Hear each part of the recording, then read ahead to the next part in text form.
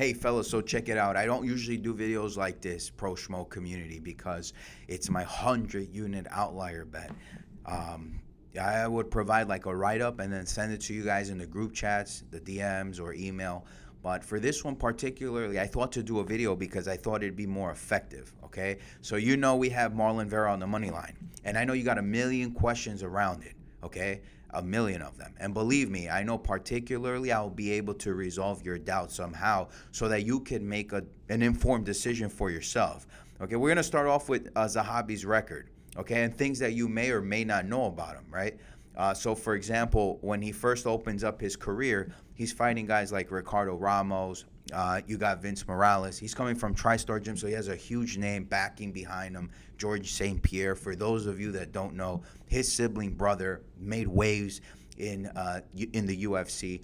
And, let's say, for example, credible to his MMA game and his well-roundedness, Zahabi does have a great striking background, does have a great grappling background and a great wrestling background.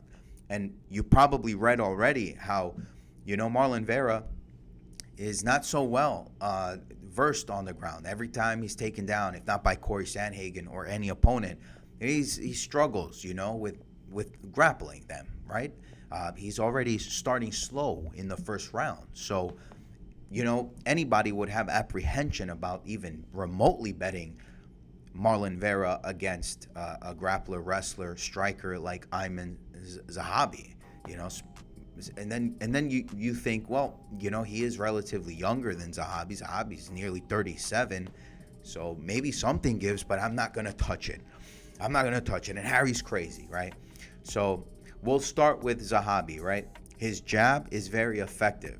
He has an overhand and he has an uppercut that is of death. You've seen it against Jose Aldo. Okay, he puts out opponents like this. Now, in the grappling, he has good grappling. He's grappled since he was about 15 years old.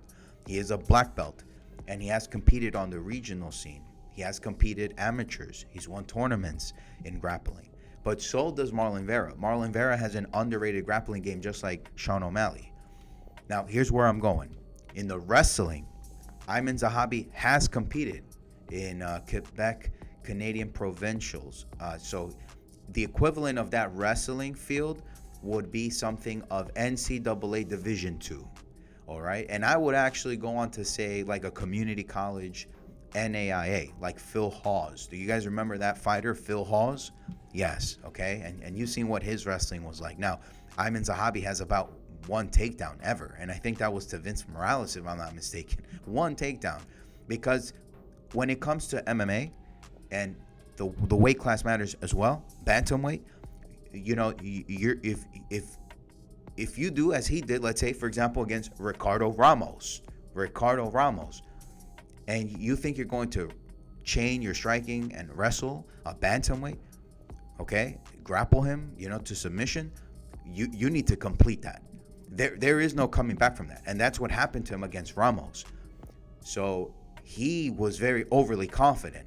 That's why he lost that fight. In round 2, he switched it up. He said, you know what, let me try and finish him. He got very excited. He thought he would be able to land on him, outstrike Ricardo Ramos. Guess what? It didn't happen. He actually got finished, okay, by a spinning elbow. And then he fought Vince Morales. Again, he's attempting to grapple here. He's striking. You see how that fight goes out. Draco Rodriguez, anybody finishes Draco Rodriguez. Ricky Turcio was the worst fight you ever saw him fight. Ever, right? Everybody was not happy about Zahabi. He brought a terrible fight back to a name like TriStar. It's like an American top team guy going out to fight Ricky Turcio, of all people. And all Zahabi was doing is pretty much exploiting Ricky Turcio's defense. I suspect that Turcio could have potentially won the fight by decision. Zahabi looked terrible for not even attempting to finish Turcio. So that kind of, made you wonder, well, how effective is Zahabi? How effective is his striking? For someone who's bouncing around in the octagon. Not only that, but the fact that he could even, if he chooses to, want to finish Turcio, Where's the character in that? Right? You move on to Arichi Lang, who's a southpaw, right? Like Marlon Vera, and you're wondering, well, that's why, because he knocked out Arichi Lang. Well, yeah, he did. And you don't think Marlon and Jason Perillo from the Ruka Gym are not watching that tape and thinking, well, I see what you did there. Very interesting. Okay, you slipped this punch, you had this overhand, you switched stance to southpaw to finish him, because that's what he did to Arichi Lang. We got it. Very unexpected. Now, of course, Arichi Lang didn't have fight film. Look, anything that Arichi Lang would have to cover is really Ricky Tercios, Draco Rodriguez, a loss to Vince, and Ricardo Ramos, who Aieman looked like he was a deer in headlights, right? And then anything else is terrible. Just amateur, regional, no good. So, of course, Arichi Lang was not expecting that. With Javid Bashrat, things started to change. It appears that his training camp and everything started to evolve a little bit. He started investing more into his coaches, and I think that's where he looked okay with Javid Bashrat, right? Karate style fighter who does not have great grappling. His brother, in turn, is actually the grappler, right? So we just saw him fight Farid Bashrat. He's actually the grappler who assists his brother with sparring and training the ground game. So I expected Aieman Zahabi, to definitely put on, coming from a gym like that. It's not difficult, to figure out Javid's game. And then you have Pedro Munoz, right? I mean, he's really outside his prime, and you had to fight with Jose Aldo. All right, so the spacing in that octagon obviously gave Aieman Zahabi the edge there. So had it been in the Apex, he would have been finished. But for a reason, he was provided this opportunity. Now, one of the very important things that people are saying is that, hey, the Sharps are going to bet Aieman Zahabi because Montel Jackson just lost. Montel Jackson just lost his fight. So what happens when Montel Jackson loses his fight? You can't really match make anyone anymore. The idea was for Corey Sandhagen to have Montel Jackson, and so people would be confident that Marlon Vera would, win this fight. But now people are like, well, Montel Jackson's out, Deiveson Figueiredo's in. He's pretty much fought everybody. So how are we going to shuffle the rankings at bantamweight? Well, Zahabi has to win. Marlon Vera loses nothing, losing to a number 9 bantamweight. That's a very strong argument until you start to realize that Corey Sandhagen and his coaches are kind of suggesting he move up to featherweight. The UFC, does it benefit them that Corey move up just like Aljamain Sterling did and move into featherweight? And then you shuffle the rankings around. Now you don't have to worry. Marlon can get a rematch with Song Yadong. Marlon can fight Peter Yan, as he's always called him out. This is where it comes alive, right? The number 9, Aieman Zahabi, will move down or out, retire potentially at 37 years of age and 38 years of age. And then we're moving, the bantamweights up. Marlon Vera, you know what his fight style is like. He's got power. He doesn't have to load up on the shots. He has a guard. He likes to counter strike. He gets body work in. He's a southpaw. He's got a ground game, man. He has submitted folks. He has that one hitter quitter, man. And I think this is going to come down to like poor planning, man. Aieman Zahabi is going to come in there to plan just like he has in the past.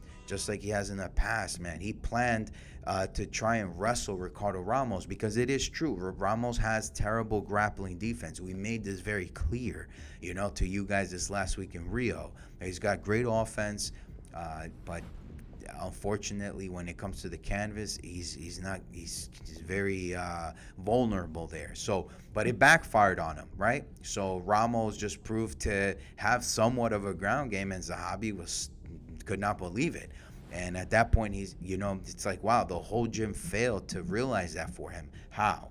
Right? And then you got Vince Morales. Like that's unbelievable. You know what Vince's boxing is like. He's in and out. He's moving laterally. He's always busy, right? Aieman Zahabi didn't understand, how his plan could not, be more forthcoming for a win here on points. With Draco, he knew he had to finish, man, because, again, he has that good jab that, he gets off shots with and he can set up a finish with, right? He's got that uppercut for damage. And then you have Ricky Tercios, which threw everybody off. And that's just the way it goes, you know. So Richie Lang, who again we explained to you that had absolutely no idea, you know, who the hell he was facing. Being the southpaw, he thought he was going to get off on this, you know, orthodox fighter in Aieman Zahabi. So this is not someone that can just defeat Marlon Vera. That's unacceptable, you know. Marlon Vera's got a great record, you know. There's absolutely no way, man, no way that Marlon Vera, this is not a layup for Marlon Vera. Marlon Vera's got an incredible record as well, having gone into a fight where I also expect that championship fight that he fought was pretty much set up, man. Someone gave out the playbook. Because there's no way that the timing on O'Malley was that elite. That's just ridiculous, you know, not to someone like Marlon. So, yeah, for these reasons, I believe that Zahabi's not as credentialed. We can talk about his background and talk up a game because he has wrestled, he has grappled because of his brother and his family, the gym he's part of. But when it comes to it, man, the fight film does not support an Aieman Zahabi win here. Okay, and the matchmaking, I get it. The sharps are on the money here when they're saying, hey, they're just going to give that decision to Aieman because you can actually shuffle him around in the rankings. You know, we need something exciting. Well, not necessarily, you don't. I just told you, as soon as Corey moves out of that division, you really don't care anymore. Now it's like we want Marlon. You don't want Zahabi. Well, you want Zahabi for Song Yodong. You want Zahabi for freaking Peter Yan and the likes? Absolutely not. You know, Ricky Simone is moving in, and he's moving fast. He's closing in. Don't you want to see a fight with Marlon Vera versus Ricky Simone? What a great fight that'll be. So if I know Marlon Vera for one thing, is that Marlon Vera, like Bruno Silva, is in there to finish his fights. Okay, yeah, he enjoys the points fighting. He'll do it, but not after watching film like that on Ricky Tercios. Absolutely not. He's seen that fight with Ramos too. There's no way Marlon Vera is gonna let this one get away. No way. You heard it here first.